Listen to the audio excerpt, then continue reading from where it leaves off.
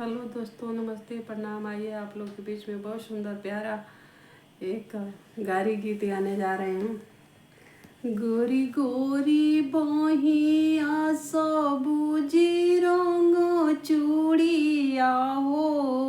गोरी गोरी बहिया सबुजी रंग चूड़िया, अगल बगल शोभेला कंगनवा, हाय सीताराम सेवानी आबाय, अगल बगल शोभेला कंगनवा, हाय सीताराम सेवानी। से वो चूड़िया पहिरिली समधि के दीदिया हो, से वो चूड़िया पहिरिली दूल्हा के दीदिया हो, अब घूमी घूमी मांगेली जोरानावा, हाय सीताराम से बनी, अब घूमी घूमी मांगेली जोरानावा, हाय सीताराम से बनी। हमरो जोरनवा चिनरोया सगुन करिया हो, हमरो जोरनवा चिनरोया सगुन करिया, होई जहे गोद में गदेलवा, हाय सीताराम से भजो, अब होई जहे गोद में गदेलवा, हाय सीताराम से भजो। गोरी गोरी बहिया सबुजी रंग चूड़िया हो,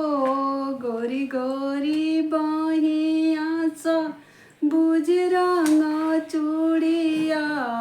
अगले बगले शोभेला कंगनवा, हाय सीताराम से भजो, अब अगले बगले शोभेला कंगनवा, हाय सीताराम से भजो। सिंह चूड़िया पहिरिली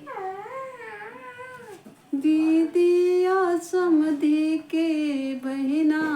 सिंह चूड़िया पहिरिली दीदिया अगुआ के दीदिया, सिंह चूड़िया पहिरिली दीदिया समधि के दीदिया, घूमी घूमी मांगेली जोरानावा, हाय सीताराम से भजो, अपनी महलिया से बोले ले हमारा भैया,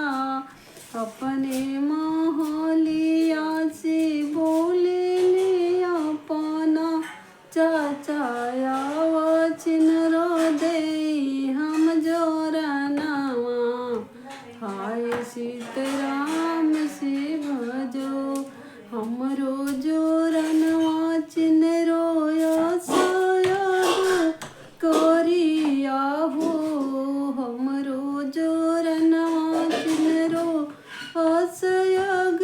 करिया, होई जहे गोद में गदेलवा, हाय सीताराम से भजो, अब होई जहे गोद में गदेलवा, हाय सीताराम